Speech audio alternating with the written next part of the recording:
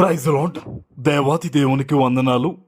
ప్రభు నామమున మీ అందరికీ నా ప్రత్యేకమైన వందనాలు, శుభాలు తెలియజేస్తున్నాను. ఈ దినము కొరకు ఏర్పాటు చేయబడిన దేవుని వాగ్దానము ద్వితీయోపదేశకాండము 28వ అధ్యాయము 6-7 వచనాలు. నీవు లోపలికి వచ్చినప్పుడు దీవించబడుదువు, వెలుపలికి వెళ్ళినప్పుడు దీవించబడుదువు. నీ మీద పడు నీ శత్రువులను యెహోవా నీ ఎదుట హతమగునట్లు చేయును. దేవుని నామానికి మహిమ కలుగునుగాక. ఈ ఉదయకాల సమయంలో సర్వ సృష్టికర్త అయిన నీ తండ్రి నిన్ను ఆశీర్వదించి గొప్ప వాగ్దానాన్ని నీకు అందిస్తూ ఉన్నారు. హల్లెలూయా. ఆయన అంటూ ఉన్నారు, ఈ దినము నీవు లోపలికి వచ్చినప్పుడు దీవించబడతావంట, వెలుపలికి వెళ్ళేటప్పుడు కూడా ఆశీర్వదించబడతావంట.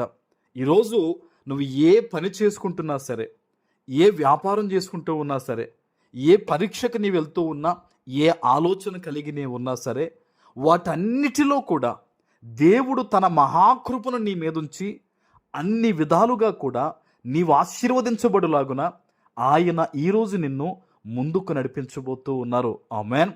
దేవుని సన్నిధి నుంచి వచ్చిన వాగ్దానం ఎత్తిపెట్టి ప్రార్థన చేయి. ఈరోజు నువ్వు ఎక్కడికి వెళుతున్నా, ఏ పని పూనుకుంటున్నా సరే, దేవుని దగ్గర నిలిచి ఆయన చేతికి అప్పగించి నువ్వు ప్రార్థన చేసి అడుగు బయట పెడితే గనక గుర్తుపెట్టుకో, ఇప్పటి వరకు కూడా నువ్వు ఎన్నో రకాల శ్రమలు యాతనలు పడుండొచ్చు, కానీ ఈ రోజు నుంచి దేవుని మహాకృప చేత ఆశీర్వాదాలు నీ జీవితంలో నీకు మేలు కలిగేటట్లు అవే నిన్ను వెతుక్కుని నీ వద్దకు రాబోతూ ఉన్నాయి. ఆమేన్. చాలామంది అనుకుంటారు, దేవుణ్ణి నమ్ముకుంటే అద్భుతం జరుగుద్దా, దేవుణ్ణి నమ్ముకుంటే ఉద్యోగాలు వస్తాయంటే తప్పకుండా వస్తాయి. ఆయన అద్భుతాలు చేసే దేవుడు, ఆశ్చర్యకార్యాలు చేసే దేవుడు. సీమోను పేతురు రాత్రంతా కూడా ఒక్క చేప కూడా పట్టలేకపోయాడు ఆయన. కానీ దేవుని మాటకు లోబడి తన ధోనిని లోతుకు నడిపించినప్పుడు అతనితో పాటు అతని పక్కనున్న ధోని కూడా 2 ధోనిలో మునిగిపోయేంత ఆశీర్వాదం చేపలు ఎలా పడ్డాయి? ఈరోజు నీ జీవితంలో కూడా అంటే అపవాది నీతో మాట్లాడతాడు, ఈరోజు ప్రార్థన చేస్తే జరిగిపోద్దా, ఈరోజు ఈ వాగ్దానం విని నువ్వు దేవుణ్ణి అడిగితే మాత్రం కార్యం జరిగిపోద్దా అంటే ఖచ్చితంగా జరుగుద్ది. దేవుడు నిన్ను పరీక్షిస్తాడు కొన్ని సమయాల్లో. దేవుడు నీకు ఇవ్వాలని ఆశపడుతున్నాడు ఈ రోజున. కాబట్టి భయపడకుండా ప్రార్థన చేయి. ఆయన చెప్తూ ఉన్నారు, నీ మీద పడే నీ శత్రువులందరినీ కూడా నీ ఎదుటే దేవుడు తొలగిస్తారట.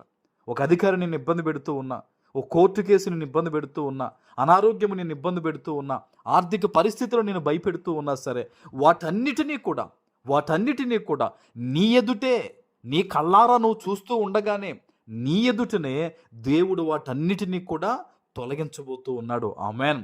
ఇది సాధారణమైన మాట కాదు, నీ జీవితాన్ని మార్చే దైవికమైన వాగ్దానం ఇది. ఈరోజు ఎక్కడి నుంచి, ఎటువంటి పరిస్థితుల మధ్య నువ్వు దేవుని వాగ్దానాన్ని వింటున్నావమ్మా? సేవకునిగా నేను నీతో చెప్తున్నాను, దేవుని శక్తి ఈరోజు నీకు అండగా ఉంది.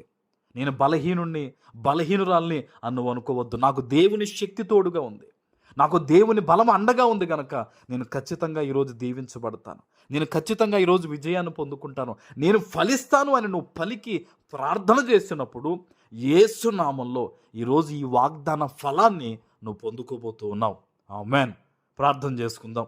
పరిశుద్ధుడా, ప్రేమ కలిగిన తండ్రి, మీకు వందనాలు.